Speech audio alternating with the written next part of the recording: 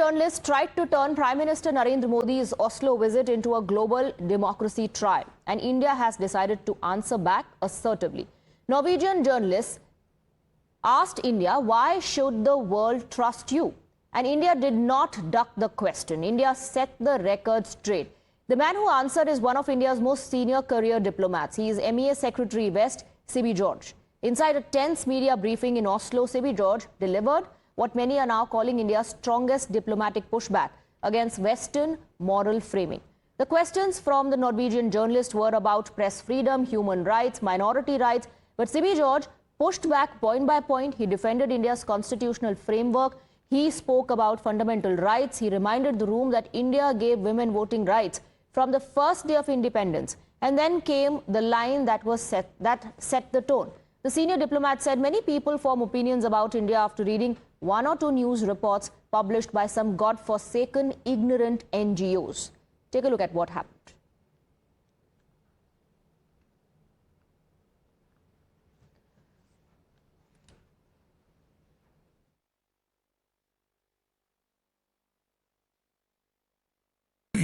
Some of you are from Indian media. You know how many stories appear. We have how many breaking news coming every day in the evening. At least 200 TV channels in Delhi alone, in English language, in Hindi language, and multiple language. People have no understanding of the scale of India. People have no understanding. They read, one or two news reports published by some God-forsaken, ignorant NGOs, and then come and ask questions. Don't worry about it. We are proud to be a democracy. We are a democracy. We hear a lot of people asking questions about why this, why that. But let me tell you this. We are 1/6 of the total population of the world, but not 1/6 of the problems of the world. We have a constitution which guarantees the rights of the people, fundamental rights of the people. So what started as a high-level diplomatic visit focused on green energy, shipping, AI, Arctic cooperation and strategic ties between India and Norway suddenly exploded into an international political flashpoint after this confrontation in Oslo. The moment came after Prime Minister Modi and the Norwegian Prime Minister delivered their joint statement. As the Prime Minister walked away, a Norwegian journalist and commentator was heard shouting a question from the press area.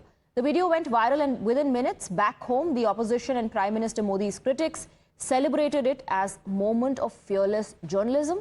The Congress party quickly amplified the clip online. Hours later, the story took a turn many did not expect.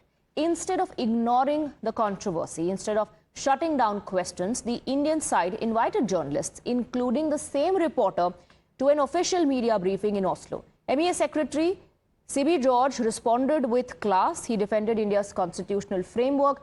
He pointed to India's massive media landscape, hundreds of channels, thousands of publications, multiple languages, and non-stop political contestation. India has made it clear that it is no longer willing to stay silent when its democracy is judged through selective global frames. Why should we trust you? Oh, that's okay. You ask me question, let me answer it. Okay? Let me give a background of what India is and why should the world trust India.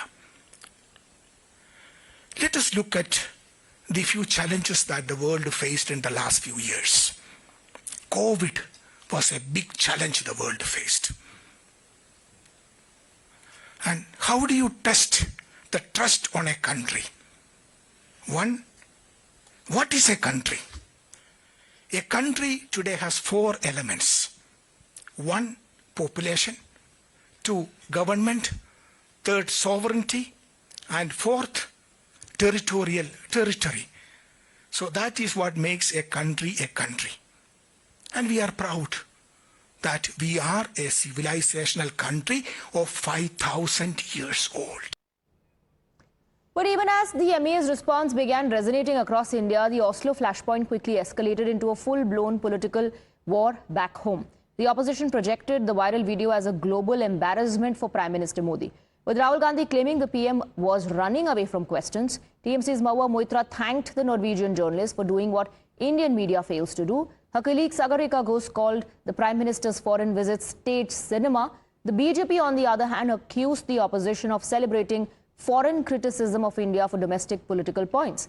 BJP leaders pointed out that even the Norwegian Prime Minister did not take questions at the joint event and asked why only India was being singled out. As the war of words escalates, the big question is, was this a legitimate question on press freedom or an attempt to reduce the world's largest democracy into a viral Western moment?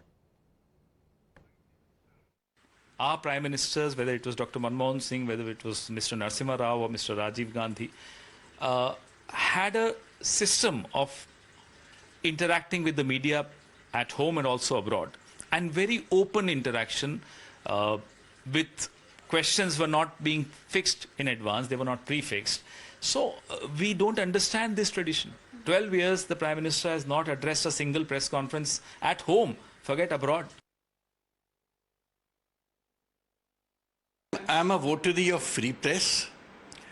I'm a votary of the fact that the Prime Minister or anybody in responsible position is answerable to the people and the world.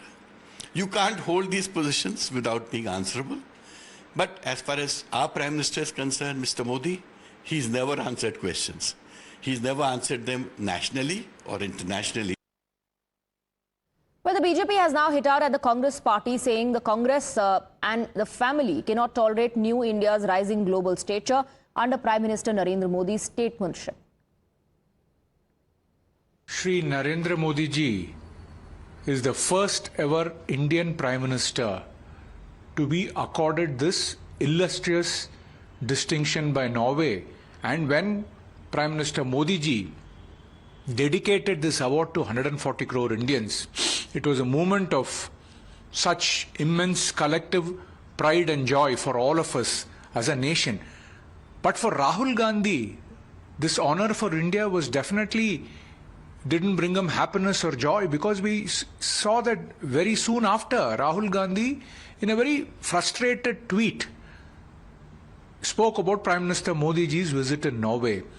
This resentful expression by Rahul Gandhi only exposes his deep-seated insecurity and complex about Prime Minister Narendra Modi ji.